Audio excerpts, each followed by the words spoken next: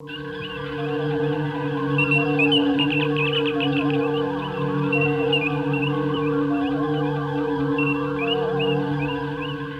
this is Mark A. Altman. And this is DAREN DOCHTERMAN. And this is Ashley Miller. And we are the Inglorious Treksperts. Go behind the scenes of all your favorite Star Trek series, from the original series to today, with the stars, writers, producers, and more, every Thursday, wherever you listen to podcasts. And for more, subscribe at trekspertsplus.com.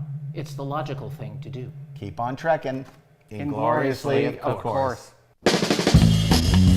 Hey, this is Mark A. Altman. This is DAREN DOCHTERMAN, and we are the Inglorious Treksperts. I thought it was a classic femme fatale. So much fun. Like that Shakespearean lace in your acting. I said, Gene, what do you want from this character? I want you to take the character and make it your own. I had a good time on the film. On day one, the movie was already $15 million over budget. We started this movie without an ending. That's like painting yourself into a corner. I don't think we've ever had a Star Trek captain on our show. Being, as you said, number one on the call sheet, it is a producer's position if you're going to take it seriously. I was so glad they didn't cast me as Lorca. You famously wrote that script in 12 days. On one level, I wrote the script, and on another level, the story was written by everybody and his brother. Well, I was going to say, what was your response when you were directing and Terry, sort of called you aside and said, hey, I want you to get back in front of the camera again? I said, he sort of chummed the water a little bit. Are you ready to play Riker? What I thought he was saying was, you better go to the gym and lose some weight. Lines. Are you going to trim your beard? Don't cut your hair. My interest was totally piqued. It's not hyperbole to say it's the best Riker material I've ever had.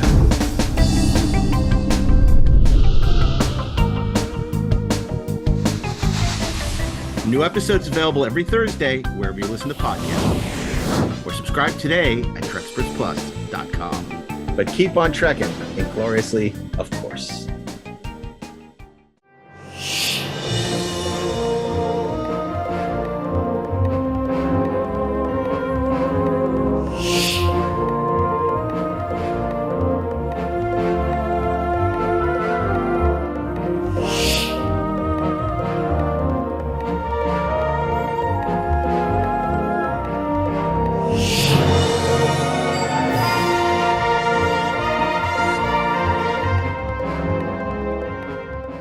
This is Mark A. Altman.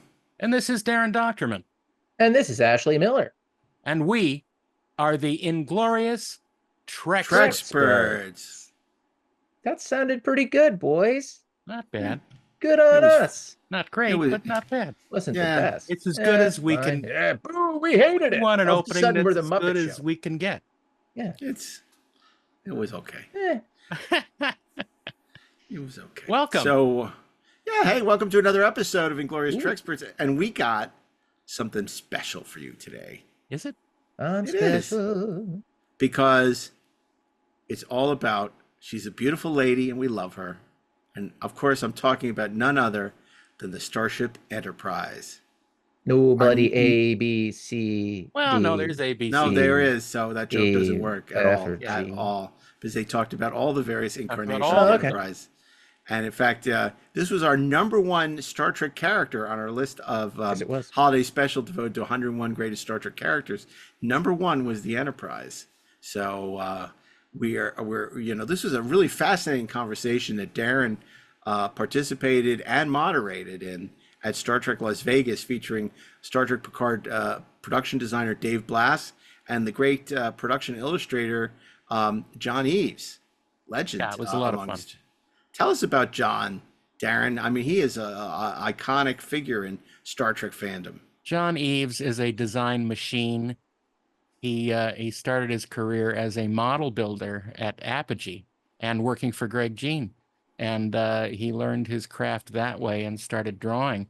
And he just left everybody else in the dust. He's an amazing designer and a great guy on top of it. He's a sweetheart and no trace of ego at all, which is very odd in someone that talented. But yeah, he's great, and we've been friends for a long time. Yeah, it was great to have him on this panel. I think it was obviously we had hoped to have Doug Drexler there as well, and he had to cancel at the last second. due to work commitments, which was unfortunate because, of course, Doug would have been a great part of the, not trifecta because it was a trifecta, you, John, and Dave, but he would have been the final, what's the last point on a square? A quad? Yeah, he would have been the quad. He would have been the quad on your trifecta. I don't know. He's the quad in the trifecta. That one's going to haunt me for a while. Yeah. Okay. Well, you're the mathematician. That's why it's going to haunt me. I never claimed to be any of that stuff. It's like the quad. I know nothing about. Well, it's when you rotate it into the fourth dimension. I beg your pardon. Yeah. Yeah. So before we turn it over to Darren and his gallant crew of the Enterprise, I want to share with you. This is a lovely message we got from our old friend Dr. Bethany Howe. We've been getting a lot of emails, a lot of comments on social, but I thought this was interesting. She said, listening to your interview with George Takei, I think I finally understood something. Like all of you, I always seemed mystified by the fact that George's desire to be promoted to captain would likely come at the expense of his screen time. Indeed, as you noted following the interview, if they'd left that promotion in Star Trek II, it would have, among other things, severely limited his future options in terms of other films. Listening to him reading those lines, however, and the clear picture you all painted of the joy he felt, I think I get it now. Though begging Whoopi Goldberg, hi, thanks for contacting. What? Oh, wait, though begging Whoopi Goldberg. The begging Whoopi Goldberg. It lost the plot. Though I think maybe Whoopi Goldberg might be able to explain it better. Everybody come quick, come quick. There's an Asian man in charge and he isn't kicking someone in the face. For much of Takei's life, the only positive representation of Asians on screen was as some type of martial artist. Bruce Lee, Jackie Chan, Pat Morita, Jet Li, and pretty much the entire cast of Crouching Tiger, Hidden Dragon. All respectable men, women, and characters, certainly, but a stereotype to be sure. Beyond that, however, the reality is that if a young Asian kid was looking for positive role models in the media from the 1950s to the 80s, even to the 90s, they wouldn't have found a plethora of examples. Asian representation in media was largely characterized by stereotyping, exoticism, and limited problematic roles.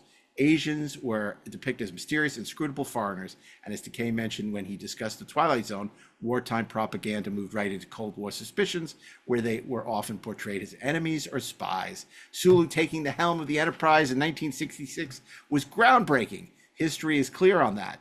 But so was his role as captain of the Excelsior in 1991.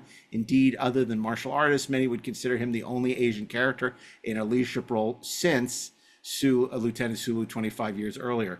It's possible people more educated on Asian representation than I might have other examples. I wouldn't argue if they did, and certainly in the last 25 years, things have improved.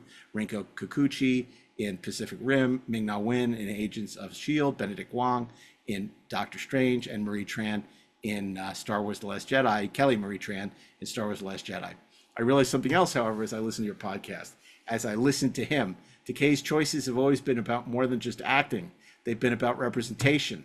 He aspires not just to tell a story, but stories of his people and their history. He knows and always will that when Captain Sulu failed to take the helm of the Excelsior in 1982, that it would be another decade before the leader that Lieutenant Sulu could have become was there for his community to see. Practical or not, bad writing or not, in Star Trek II, and I agree it was clunky as hell, screen time or not, he understood the void that edit left in its wake. I understand it now too. I think, as always, I have you guys to thank for it. Though I am not a bit surprised, it never crossed my mind that despite your frustration with his attacks on Shatner, a gripe I share, that you would not only treat him with respect and kindness, but that you would make every effort to take him where no interview had gone before, because that's what you guys always do. Indeed, at the risk of just being a bit overly sentimental, I'll leave you guys with this. Of all the podcasts I've encountered, yours is the most glorious. Oh. Dr. Bethany Grace Howe. Well, So that's very sweet. That is yeah. sweet. I mean, I do think George wanted to be captain because George wanted to be captain. But I think that is a major element in it. But my main feeling about that is we don't blame him for wanting this imaginary advance in his career. Okay, we blame him for blaming Shatner that it didn't happen. Yeah, because that is absolutely false. Yeah, that had nothing to do with Shatner. That's everything to do with people wanting to keep him in the freaking movies. Yeah. I know what we blame him for. And and the fact of the matter is, yeah, we have nothing but respect for George Takei. I always loved that character, but it's the incessant bad mouthing of Bill Shatner, who absolutely acted like a star on the original Star Trek, but he did not. You know why? Because he was the star. It was a terrible scene, yeah. and everybody gave it their all. And anyone I know who was a producer or showrunner would have cut it from the movie, which is exactly what they did. And it was not a reflection on George in any way. Because it's not important to the story, and it's confusing. Mm-hmm. Yeah. If he's getting a promotion, why is he here? And it doesn't pay off. Yeah, it doesn't pay off at all. It's just random George Asper's. It doesn't pay off. But Dr. Howe is right when they point out that representation, it's hard for us to appreciate probably how much that meant to the Asian, or would mean to the Asian community, to see Captain Sulu in command of a starship at that time and place, and it and certainly him in command of the Excelsior meant a lot, because you didn't see things like this happen. So I understand the frustration, but and I'm glad that she realized that they realized that certainly for us. We feel that when we host a guest, whether they're from a show we love, like, or disdain, we're always going to treat them the same. Absolutely. We're happy to have them, and we want to learn. We said this before. It's like V'ger. We want to learn all is learnable, know all is knowable. So whoever the guest is, we are going to treat them with respect, and we're going to attempt to bring out the best as we can. Bring out the best in the interview. And maybe we'll benefit from that knowledge as well. Maybe we'll look at things in a different perspective. Maybe it certainly happened. A piece of their action. That's right. I think it certainly happened in the past with guests we've had, things that we may not be completely enamored with. And we know that there are people out there who are interested in hearing their story. They're not interested in being snarky smartasses who are keeping people from sharing their stories. Sometimes they like us to be snarky smart. No, not with the guests. Not with the guests. Yeah, no. We always treat the guests with respect, unless they're raging dickheads. But they never have been. They never have. So we haven't had to do that. Because why would they come on the show? Wow. Yeah. Well, that's true, but yeah. So yes, well, that's a nice note, and I thought so too. Let's thank the Doctor for that wonderful offering. I think that the Enterprise, we saw it in Starship SmackDown when Neil deGrasse Tyson extolled the virtues of this beautiful ship that is, the greatest starship ever designed, ever to grace the silver screen. And you guys talk about, obviously, the great Matt Jeffries and the challenges of evolving that design over the generations. Yeah. And I think it's really exciting, and it's a great panel with a great panelists. And now, Darren, why don't you take us out? Well, let's just clear all moorings and engage. Which wants and desires of yours are not fulfilled? We want the Enterprise.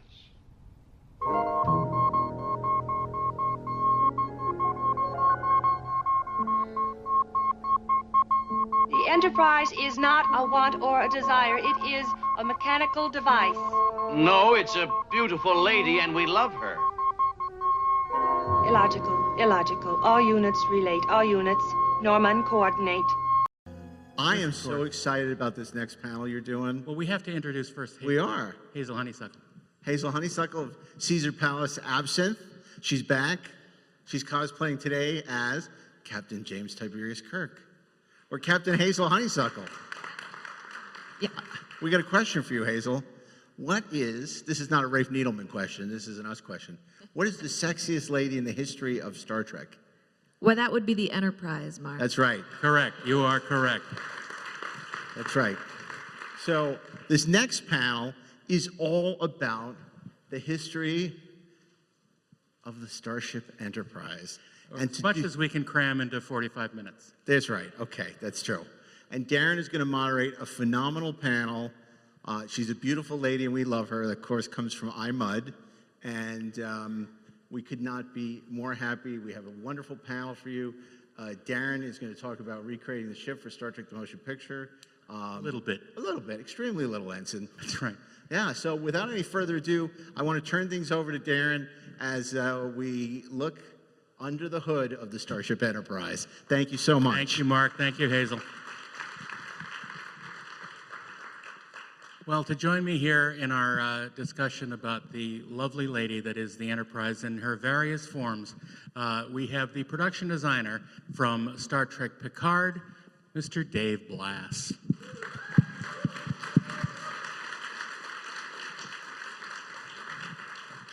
And of course, a famous name throughout the history of Star Trek. He designed the Enterprise E and a bunch of other stuff. Yeah, we'll hear more from him as he comes out. Mr. John Eaves.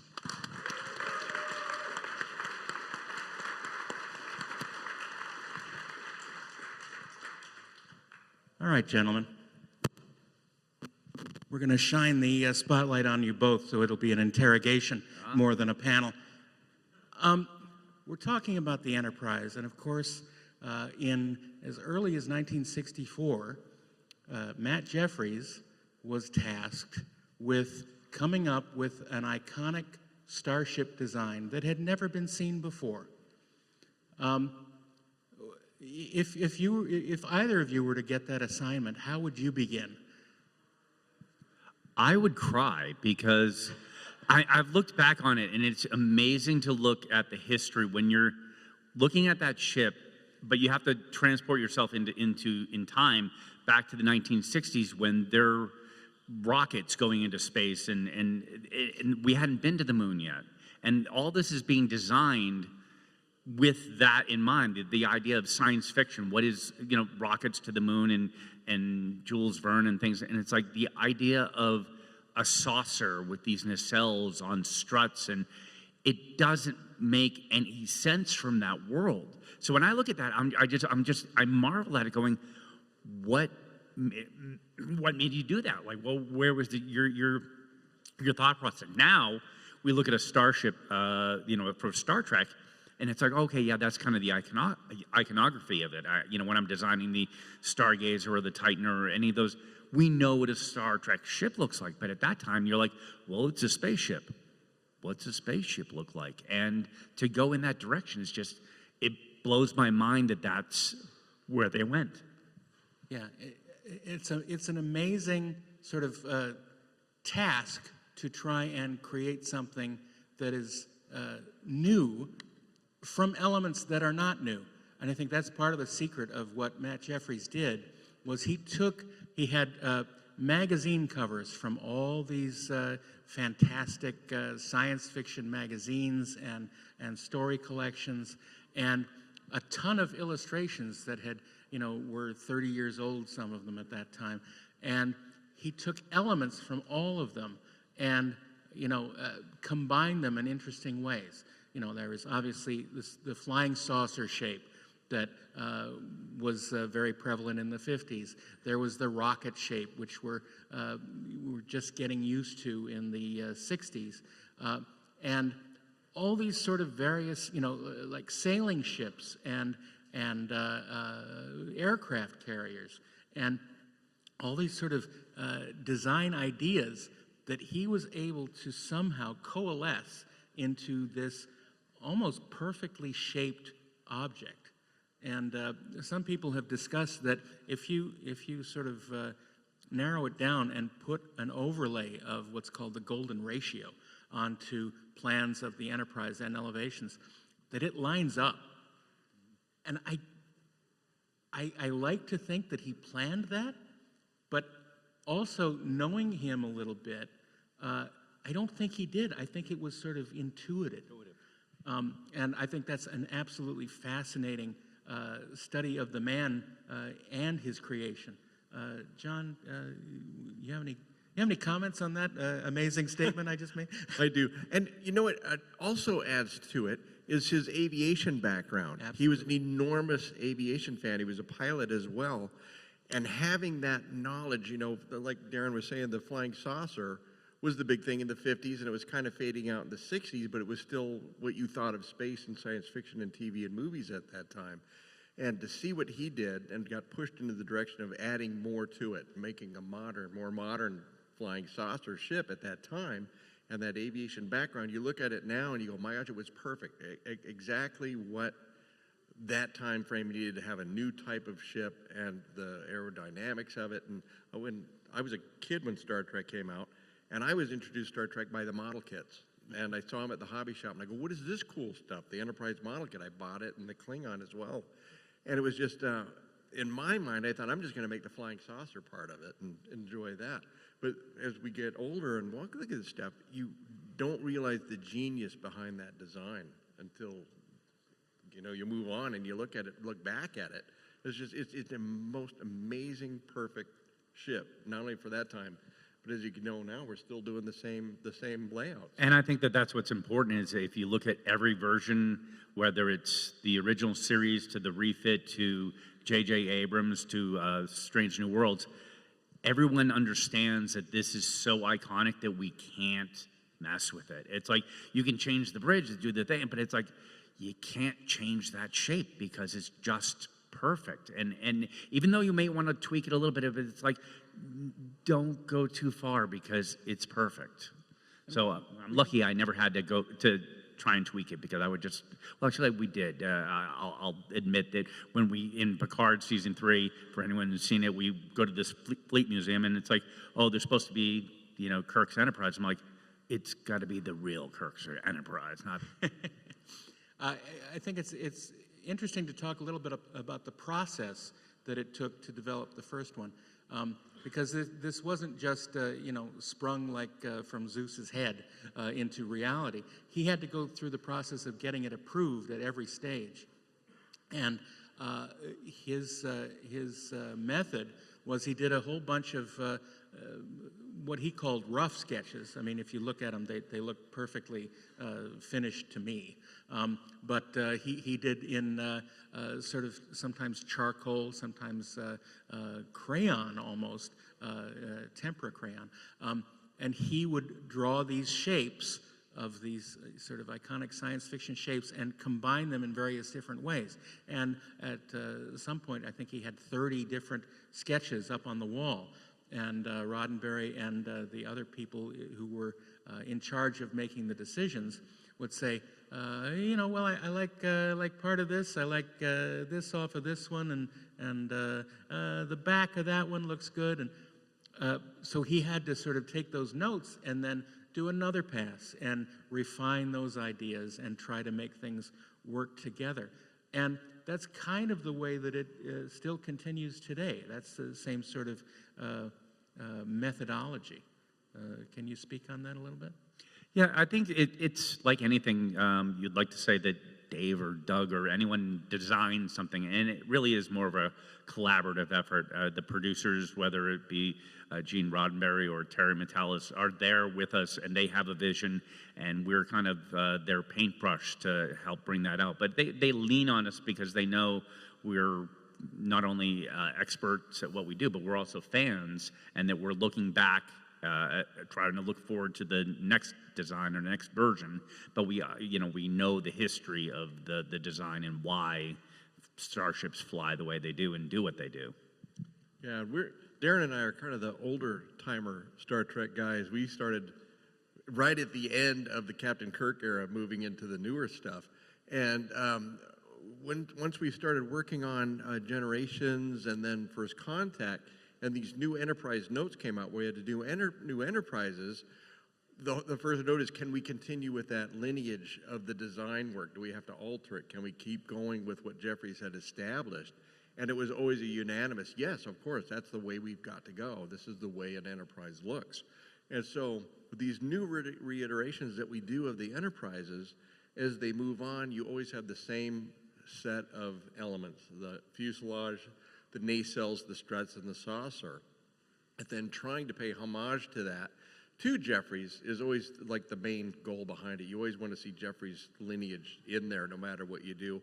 And the ships usually will tend themselves to be designed around what the story is. But being able to keep that actual Jeffries lineage this long has been really a wonderful way to keep his visions alive. I think one of the most successful transitions from the original version was the one that they did for the first Star Trek movie. And that started with Matt Jeffries doing a first pass of how a new version of the starship would look. And it was at that time that he introduced the rectangular nacelles and the swept back pylons, which I think added a very sort of aeronautic spin to it. And he changed the proportions of the main hull and the secondary hull a little bit just to sort of bring all this together to make it work.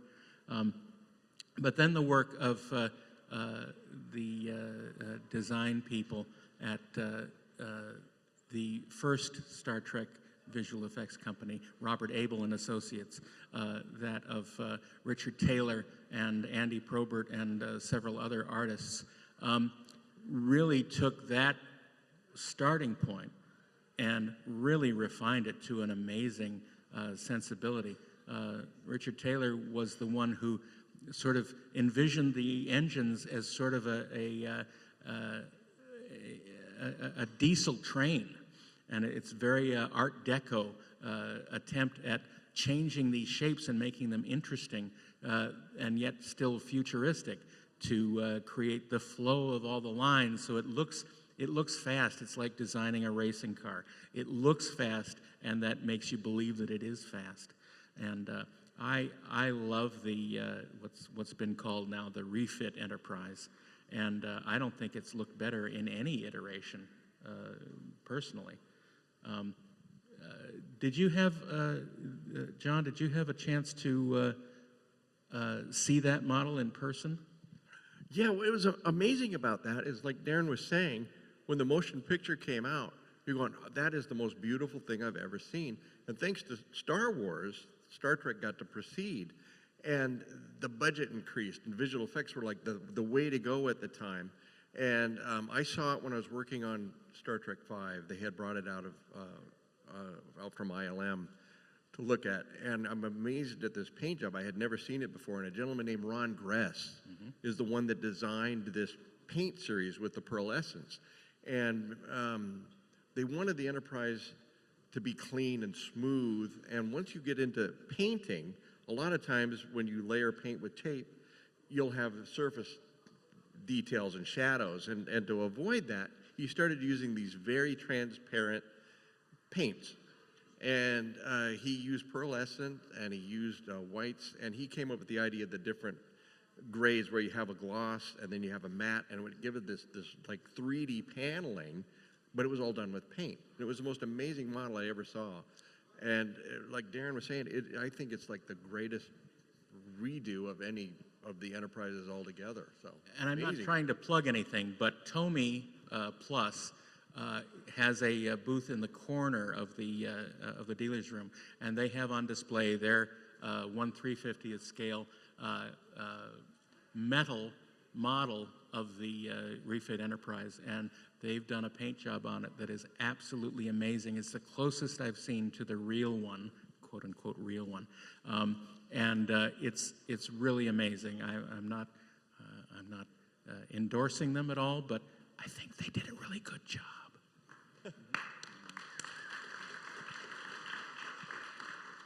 So I think that takes us to, we're going to stray a little bit from Enterprise because of the amazing design work that they did on Star Trek II, The Wrath of Khan, for quote unquote the enemy ship, the Reliant, and their task to make something that was completely visually different than the Enterprise, so that you could tell one from the other when they were fighting in the nebula, but also keep it within the Star Trek family. I think they did an amazing job of bridging that gap between them, because it uses the same elements, but it uses them in a much more creative way, and its shape is completely different, but it looks like it is completely within the universe Star Trek. Now, an interesting story before someone stops me is that in order to get it approved by Harve Bennett, they sent the blueprints off to Israel, where he was shooting a woman called Golda, and he looked at the blueprints and he said, "Oh, yeah, this looks great."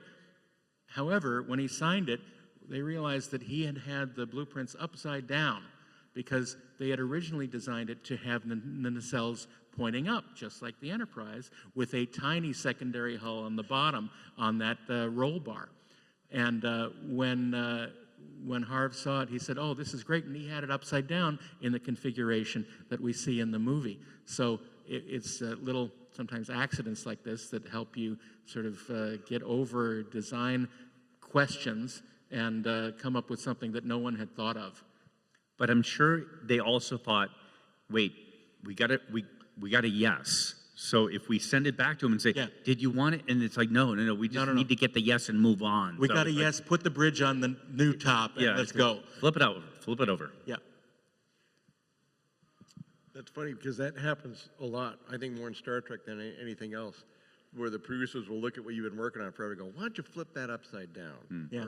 And it happens more than you'd imagine. So. Well, I think that what was amazing about the Reliant, and again, looking back on it, is you forget in your history of Star Trek, there really hadn't been many other Starfleet ships.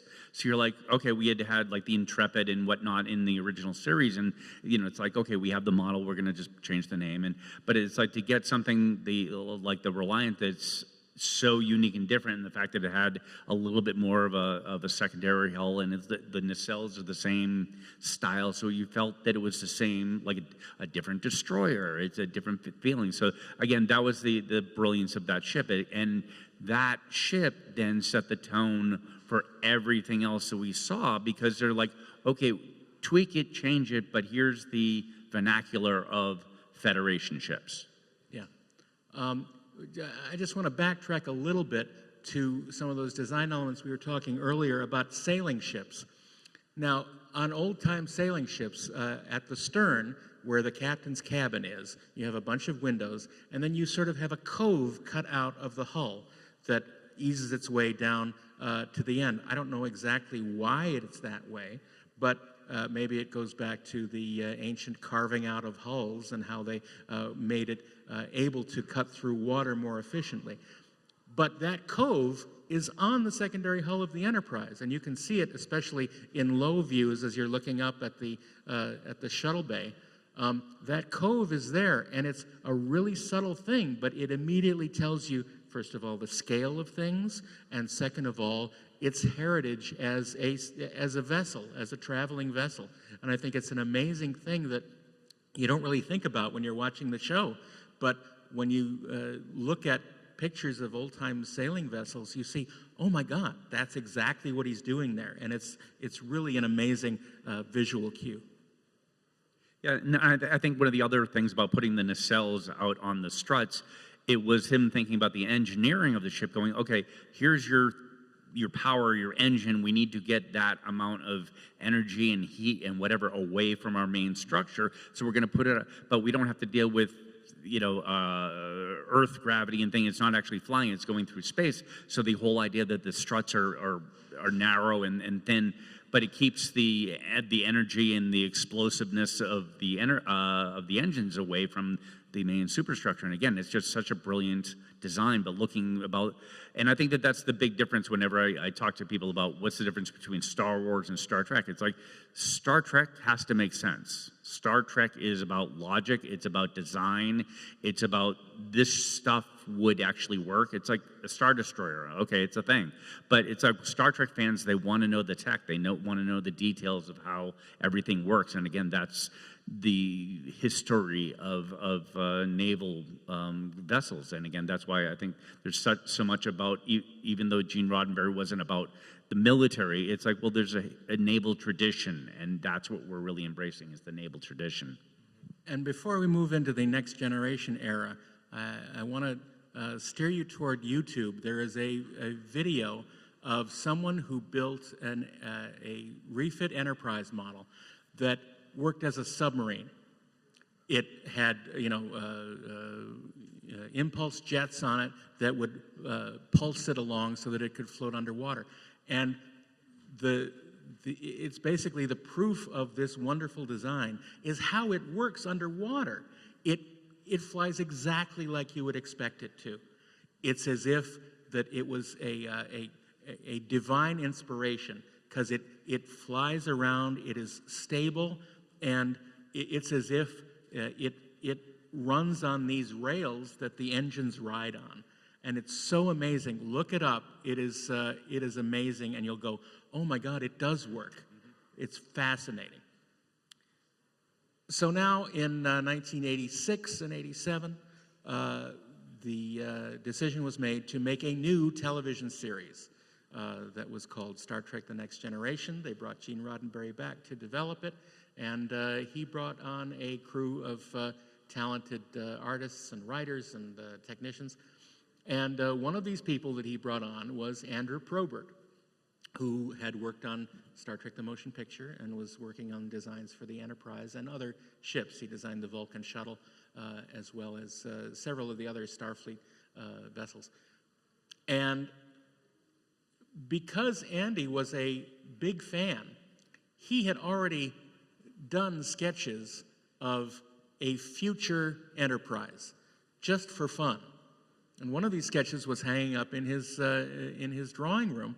And one day, David Gerrold walks by. David Gerrold was working on the show at the time. And he said, "What's that?" And it was a very early version of what turned out to be the Enterprise D. And Andy just said, "Oh, that's just a sketch. That's just an idea I was working on." Because Andy was working on the bridge at the time. He was just designing the bridge with its horseshoe and all that stuff. And David said, "Well, this is great. Let me grab this for a second." So he went off, and it turns out he took it into Roddenberry's office and said, "Here is your new Enterprise." And he plopped it on the table, and Gene said, "Oh, that looks great. Let's do that." And that was it. That was the design process. And of course, Andy refined it and made the masses work together in a completely different way. It still had all the elements from the Matt Jeffries Enterprise, but the proportions were all changed, and a new language was developed for this, 85 years into the future. What did you guys think when you first saw the D? I was actually working at a place called Apogee, a visual effects place, and we got the blueprints in to bid on to make the model with ILM. And I'm looking at this and I'm going, what is this very unusual ship? And they go, "This is the new Enterprise." And I go, "This is such a wild thing." And you can correct me if I'm wrong, but I heard it was designed that way to fit a TV format. Is that correct? That makes sense. Because the original series Enterprise, you'd see it flying. It had to be at a certain distance. And with the TV format, if this is true, we've heard it all, but we don't know. Only because First Contact, they told me to reverse it. Right. But it looked like it was fit for TV, so you could see the whole ship and have a massive scale on it. And I thought it was pretty wild. And then when I started working with the Greg Jean, we started working on the miniatures of it. And I learned to hate it, because it had the most complex paint job in the world for a model. You taped for days to get one pass of color on it. And it was an interesting ship. I actually like it now better that I'm far away from it. But at the time, it was such a hard model to make, and we'd always get the wrong plans. And when we're done, we'd get a new set. "Oh, you did that. We sent you the wrong paint scheme." And so I think one time we did it 4 times in a row. And it was awful. I wanted to kill Andy. I called him up and told him he's on my hit list. But yeah. I interviewed Andy, and he had said that he was in architectural school, art school, and that he wanted to be the next Ralph McQuarrie, who was the famous concept artist who most notably is known for Star Wars. And he looked him up, and his name is in the phone book, and he's like, "I want to come down and work with you." And McQuarrie's like, "Okay, come down and work with me."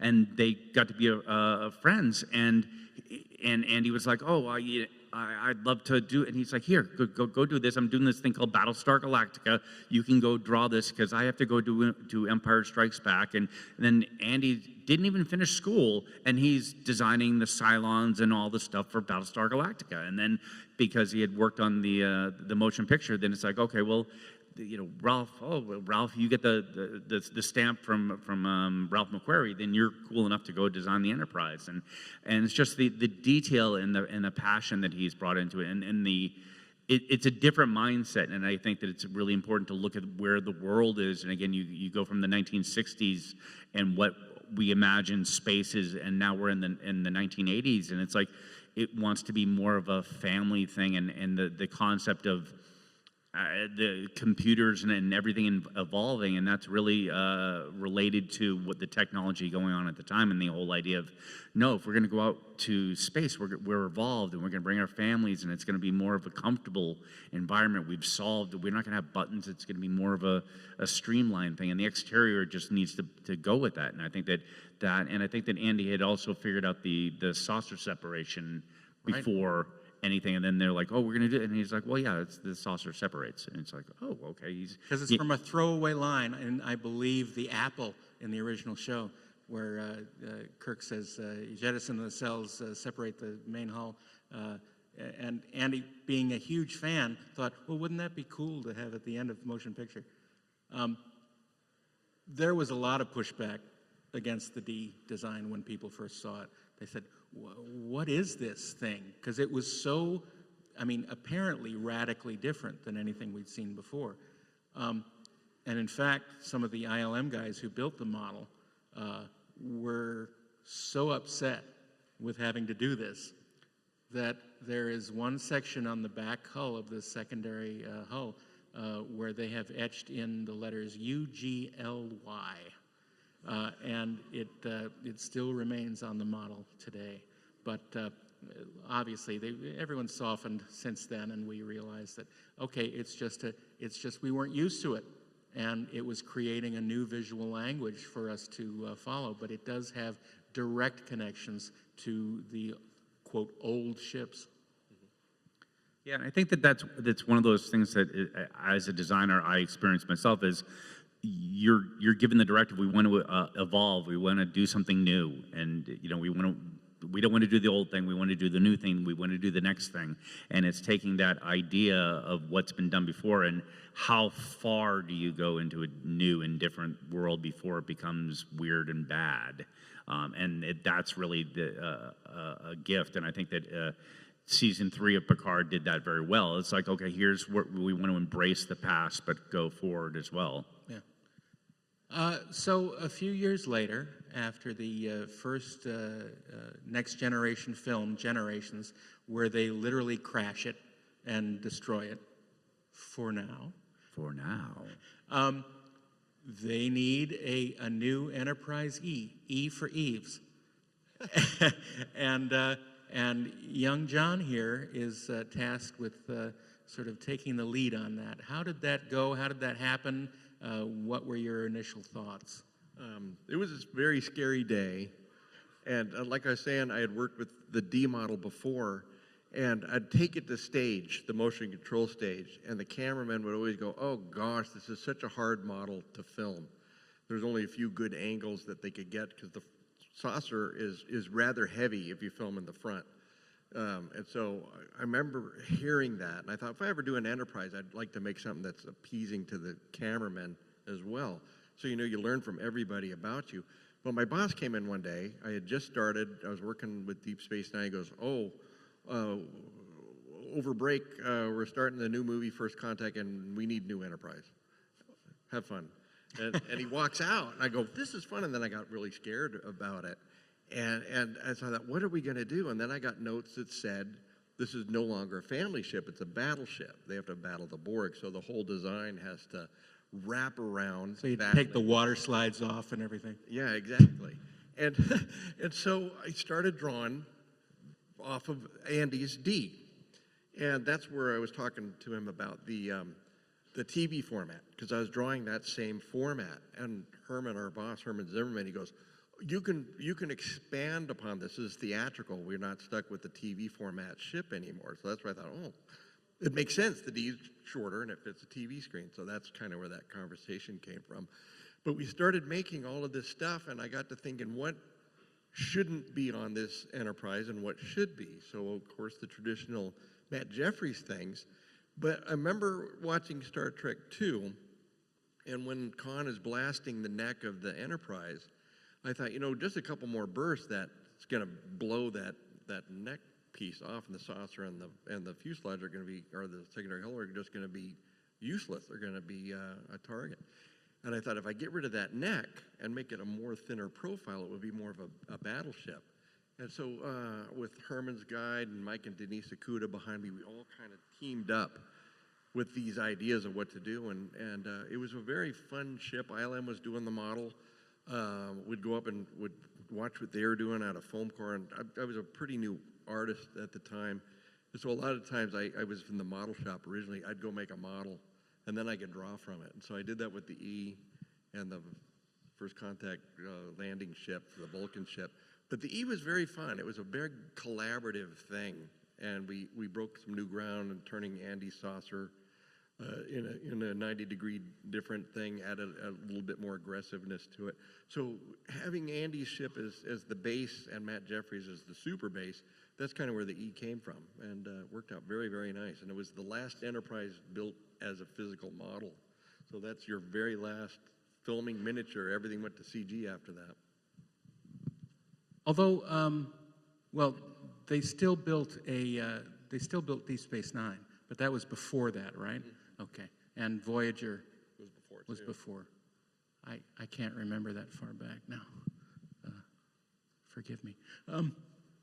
So I think that you were able to sort of adapt this sort of more modern approach to the ship, because you have a lot more flowing lines moving into each other.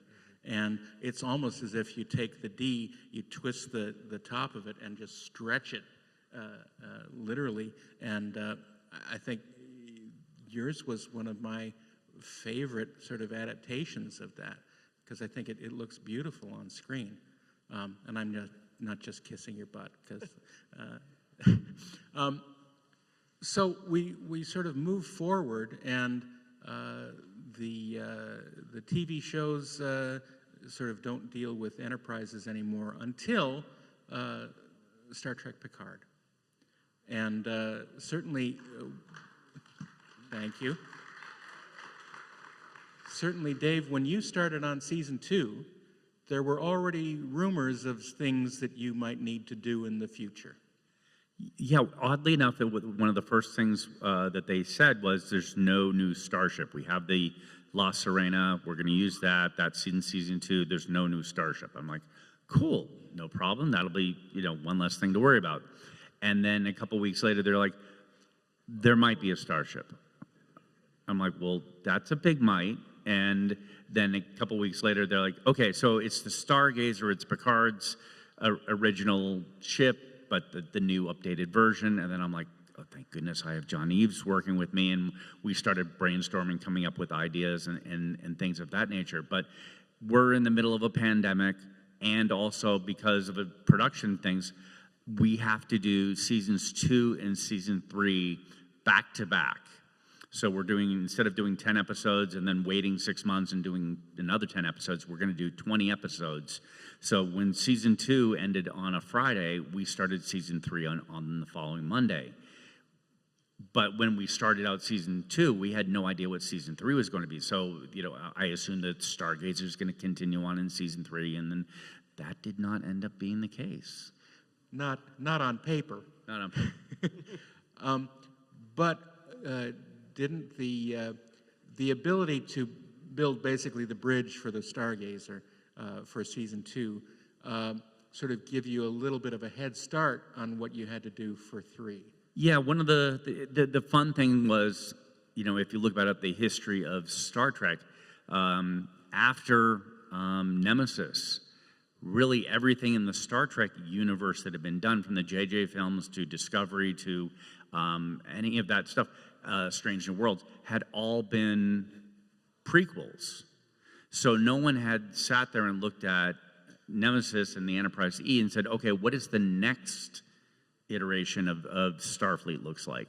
And that was really what we ended up having to do, where it's like, okay, we're going to take this and we take the E and evolve it, and that's really what our goal was with the Stargazer, regardless of what the exterior looks like, which again, we were taking the idea of we're evolving the, combining the original Stargazer with the 4 nacelles, and then taking the E and going, okay, we're doing this moving forward, but also kind of going, what do we really like, and what do we, and Terry Metalis was very much a TOS guy, and the refit is really his dream ship, and we looked at that and going, what is iconic about this, and started looking at that a lot, and so the Stargazer was really a combination of the refit, the original Stargazer, and then the E, and we kind of put those all together, and then John and I would brainstorm on things and how do you turn the nacelles and things. But I mean, I'm a fanboy. I'm sitting here, and all of a sudden, I literally on the first or second day, I brought John's book, and I'm like, John, can you sign this for me?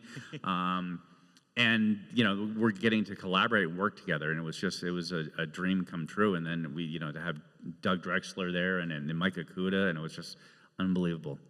So while you had John basically chained to his desk and forced to do these amazing designs on his own, there was more than even he could handle.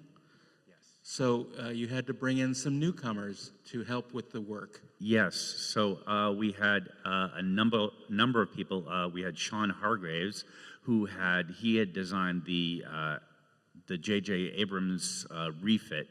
And he did a wonderful job. And we had Doug Drexler, who was coming off of, he was at the time working on Orville. And I said, Doug, you're playing for the cover band. Come, let's come back to the original.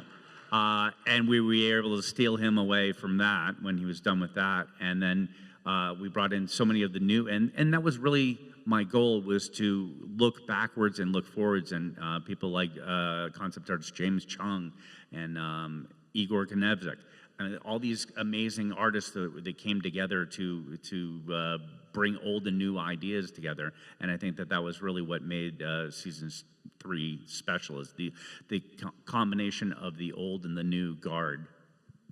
And what's kind of cool is we got to give Dave a great big hand of thanks, because at the end of season 2, the production was just, they were kind of creating the series as they're going. And all of a sudden, we're all done, we're at home, and we get this call about the fleet standing up against the end battle. And they go, what sketches do you have? And I turned to this crazy Zing He thing, and they made like 9 million of them. And when Dave saw that, he goes, why didn't they use other ships? And they go, it was a rush and there was no time. So Dave went out, called the Star Trek online guys, got their assets approved to use all of their ships and get them to modify them. And then we brought in a gentleman named Bill Krause, which is a Cinderella story. And so he was just a fan making models, got Terry Metalis' attention, and he wound up doing the Titan and the G. And amazingly nice, wonderful guy, but with the pandemic, we all work from home. We didn't get to work with each other, so that was the only bad thing. But thanks to Dave, he put together this incredible crew, and he put behind it the thought of, we need a fleet of ships, we need different ships, we need this, we need that. And he was kind of the guiding force that made season 3 visually what it is. And when you watch 2, you go, it could have been a lot better. And for Star Trek fans, you go, we need more than one ship copied 900 times. And that was Dave's doing, that he fixed that issue and saved season 3. Well, we all want good Star Trek, and as a Star Trek fan, that was my thing. I'm like, I want to watch the show that that we want to watch. It's like when you see like the USS copy paste show up, and you're like, I get it, I understand from production, but if we can take it to the next level, and also I know that there are the Star Trek Online games, and Thomas Maroney and his team are like, they do amazing work, and Hector Ortiz, and so when I discovered them, and then I started doing the deep dive, I'm looking at the ships, and I go, wait, these are in the Picard timeline. The synergy here is already here. Why aren't we doing this? And it just seemed to me like a no-brainer. And then I said, Thomas, give me your 10 best ships. Let's do it. And I did a whole pitch to everyone. I'm like, here it is. It's sitting there. We don't need 6 months to design these ships. They're already done. They're already in a format that we can create a pipeline and get them into the show. And then, everyone's like, that makes sense. And I'm like, that saves money. That looks good. And if you can get all three of those things together, then we ended up having him in the show. I was so happy. Thank you, please.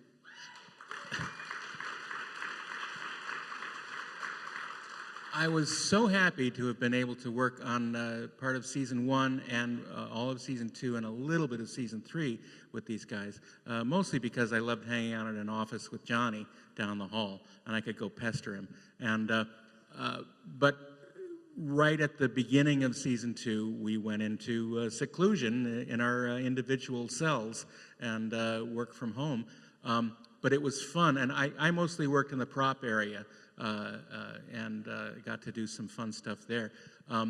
But at the end of season 2, as I was working on, I think, Turbolift stuff, I realized I'm not going to be able to continue working on this because there's another project that's raised its head from 23 years ago that I need to attend to. And it was Star Trek: The Motion Picture, the director's edition. So I had to tell Dave that I'm sorry, Dave, I have to go. I have to go work on Star Trek. And he took it relatively well. He agreed with my my choice. But Star Trek: The Motion Picture. I'm like, do you need any help? I'll go with you. Yeah, right. But I was so happy to see how season 3 turned out, and the magic you guys did on it is just so wonderful. And in addition to the great story and great characters, it looked right, and it looked so appropriate for all the design tasks that you guys had to do. And applause for you guys, because it really was a labor of love from John, from me, from Bill Krause. It was fans making. I mean, when we say fans, it's like we're fans, and it's like Bill Krause, and it's like here's this guy who's been creating these most intricate models for decades, and it's like he's a fan, but he's as good as any of us. But it was like, no, let's get the people who really care and really know, because I also knew that I don't know enough, and I'm also, when we got into season 3, it had taken us 6 months to design the Stargazer. All of a sudden, we had 6 weeks to do the Titan. And it was like, well, and all the graphics for all the bridge displays, all that had to be redone. And it was like, Bill saved the day, and then he came back in with the Intrepid again. It's just the brilliance of his design. It's just like, that looks like a Starfleet ship, but it's the Intrepid with the little low slung, and it's such a brilliant design. And and Terry was such a fan of the Constitution class, and John and I come up with there's a sketch of the refit. How does the Titan go from the Luna to the thing? We'll figure that out. But it's like, but the whole idea of going back to more of the Constitution style, it was just a little bit more of we all want to go home again. We all want to go back to that thing of our childhood and our memories. And if we're going to go for one last dance, let's do it to a song we know. And we only have, I'm sorry, go ahead. I was going to say, another big nod we have to give is Terry Metalis, because he guided that show and turned it, because he's the biggest fan there ever was, but he's a fan with the knowledge of what to do to make it what it used to be. And I think his greatest decision was to bring back the old Hohner and Goldsmith scores and integrating something we love, and it's like a hidden actor to bring them back that has made another resurrection like the original TOS crew. And I think that music, adding that in, made it far better than what it was even supposed to be. So thanks to Terry and Darren and Dave and all the crew, because we really had the best time on that. And it was a gift to all of us, even us working on it. So fabulous. Yeah, I mean Terry, because it really would that was the big change between season 2 and season 3 was Terry coming in and doing, okay, I'm gonna do the thing that I want to do, that we want to do, and then he, you know, basically took the gloves off me and said, okay, no, go do what you've been saying you want to do, which is to make Star Trek look like Star Trek. And it's like, yeah, go do it. And you know, for that, one of my favorite sets is people say, what's your favorite set? I'm like, the transporter room. And I'm like, because all the actors walked onto the set, they went to their marks, and we didn't have to say anything. It looks like a transporter room. It looks like a new version of the thing that we had seen 8 million times before. And the fans just like, oh, there was no like, oh, here's the new transporter room from, it's like, no, it should just look like a transporter room. And then everyone should just accept that that's what it is. And I think that was just really iconic. But yeah, Terry is the master. I want to thank everyone for joining us here this afternoon for this fun discussion. And thank you, Dave Blass and John Eaves, for being with us.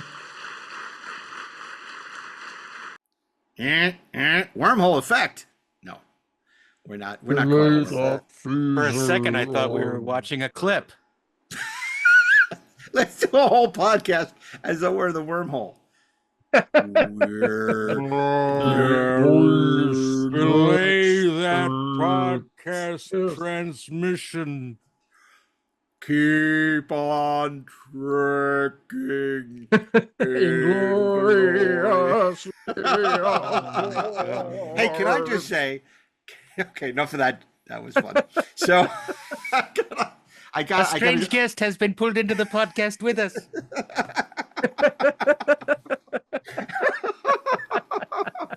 Oh my God, that's so funny. I've totally lost my train of thought. Did we have one? I did. I had a question for Darren about the panel. It was something about, the Enterprise. I do something with the Enterprise. I don't remember. Like a ship, right? I'm not going to ask you like, what's your favorite Enterprise, guys? Because I know I don't need to waste time with that. The one that fought in Midway. Right. Exactly. That's right. No, yeah. Because it wasn't the one in the Final Countdown, because that was the Nimitz. Yeah, that's right. It's the final count. Never mind. You know, we just missed the 50th anniversary of Space 1999. What do you mean missed it? Not 40, the 49th. Sorry, the 49th anniversary. I didn't miss it. Yeah, I celebrated. I celebrated on YouTube, watching every episode that I could cram into a few hours. You don't have that beautiful Blu-ray? I do, but I like watching. I like watching, pretending that I'm watching with other people. Yeah, I understand. Yeah, have you been watching that Pluto Star Trek movie channel at all? No. Yeah. Okay. There's only one movie I want to watch, and I watch it whenever I want. No, you know what I noticed, because we always make fun of, you know, Chekhov being terrible at his job, because obviously he, you know, didn't know that the phasers are cut off in the event of an engine imbalance, that he didn't notice the missing planet in the SETI Alpha system, but that he ran off the deck of. But you know who's even worse? I mean, we said all these nice things about Sulu and George Takei at the top of the broadcast, but if you notice, in Khan, there's a moment when they're in the Mutara Nebula, and he says, "Oh, the sensors aren't working. You're going to have to fire manually." Or what? Sulu says, "Okay," and then the ship is jostled, and he hits the phasers by accident. And it misses the Reliant completely and alerts Khan to the fact the Enterprise is right behind them. That is a rookie. That is a rookie move, man. Yeah. Sulu could have blown it. The Reliant could have been like, and that's why he didn't get promoted to captain. That's correct. Maybe that was it. Maybe that he screwed up. And Captain Kirk was, unfortunately, I was going to promote Sulu, but he messed up because he accidentally fired the performance phasers. on the bridge makes that impossible. He nearly fucked us all. You know, I'm Spock surprised that George should be like, because of him. Captain Kirk made me fire the. I mean, there's an alternate history, ship. Right? If he hadn't blown it, maybe they would have taken out the Reliant, and Spock wouldn't have had to die. Yeah. So really, it's all on Sulu's shoulders. That's right. I was just having this conversation with somebody that it's crazy that there's not a Star Trek What If comic. Yeah. Because I mean, we did an episode on if Star Sulu Trek wasn't a Butterfinger. But it would be so great. I mean, there's so many obvious Star Trek What Ifs, And I think that's a way, like, because they're always trying to invent things like, let's put all the cast, the most popular characters into one comic, and it'll be like our Star Trek Avengers. But if you really want to, like, cash in on, like, goodwill that fans do, what, you know, this is what City on the Edge of Forever would have been like if Edith Keeler hadn't gotten hit by the truck. You know, it's just like there's so many cool things we know that Hitler takes over the world. Yeah, I know, but let's see the repercussions of that. We did. The Enterprise disappears. No, but what I'm saying is what happens when Kirk, Spock, and McCoy are stuck in Depression-era New York now. Well, then we don't get go the back Man to of the High Castle. Well, because Kirk is a resistance leader bunch against of money the Nazis. betting on baseball. That's right. And then, you know, the Gestapo captures. It could be like Patterns of Force, Well, there City on the Edge of are Forever parts of New crossover. York I don't recommend they invade. Ooh, that's a little good Casablanca reference. Look, By the way, Spock, look, Spock, it's Gray's Sports Almanac. I don't know. There's some really, I think What If would be cool. That's all I'm saying. It would be. It would be cool. It would be. Cool. But it's not to be sure. It would. It would. It would. Well, look, Darren, you did a great job. That's a great panel. And I'm so glad we were able to share it here with our listeners and our love for the Enterprise, which is boundless. Certain Enterprises, not all of them. So, but well, most of them are pretty damn good.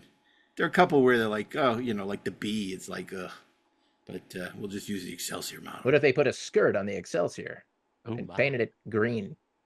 You know, but most of the Enterprises are good looking ships. Yeah. Sure. None more so than the earliest iterations of that beautiful ship. Next year we're going to do She's a Beautiful Lady and We Love Her Too, The Reliant. It's going to be a much shorter panel. Be a beautiful lady, and we also like her. Very much. We also like her. Yeah, that's right. Okay, well, listen, it's a pleasure having you once again join us on the Inglorious Treksperts. And of course, we're back next Thursday. If you want to listen to these episodes 1 week early, you can subscribe at Treksperts Plus. And of course, we're almost always interested in your opinions, which you can share on your favorite social channel or email us at trekspertsplus.com. Or, of course, join us on Discord, where the conversation never ends. And Deck 78 premieres every other week, wherever you listen to podcasts. And you get it 1 month early on Treksperts Plus on Spotify. So however you enjoy your Inglorious Treksperts, make yours Marvel. But like, what's so good? Make mine Marvel. So make mine, like, what's a Treksperts? Make mine Mutara. Make mine. We need like a little catchphrase. We'll workshop that and get back to you. So make mine anyway, Inglorious. There you go. Make mine Spurt. And we hope we'll be seeing at least some of you in Columbus this December for a new GalaxyCon in Columbus, Ohio. You can check out for more details galaxycon.com, and we'll be announcing a whole bunch of new Inglorious Treksperts events in 2025 later this year. And unfortunately, the cruise will not be one of them because they, as we talked about previously, totally screwed over our compadre, Mr. Darren Dochterman. Well, now we call it the Star Trek. That we will not forgive. Right, exactly. So that we hope it sinks. No, we don't. But, no, we don't. There are a lot of people we like on board that ship. They'll need the Aqua Shuttle. Before it loads. If it sinks before it loads. No, we don't hope it sinks. We don't want it to sink. We want anything bad to happen. No, they maybe get attacked Only by the good Klingons. Things. But, or sharks. Sharks. Oh, stop. All right. Stop. Nobody's in the water. Just, the sharks are circling. Sharks with laser beams on their freaking heads. That's right. Maybe sharks are Trek fans. You don't know. This is how defensive we are about you, Darren. That's right. An injury to one of us is an injury to all of us. Right. Okay. On that note, on behalf of Ashley Edward Miller, Darren Dochterman, myself, Mark A. Altman, keep on trekking ingloriously, of course. Shh.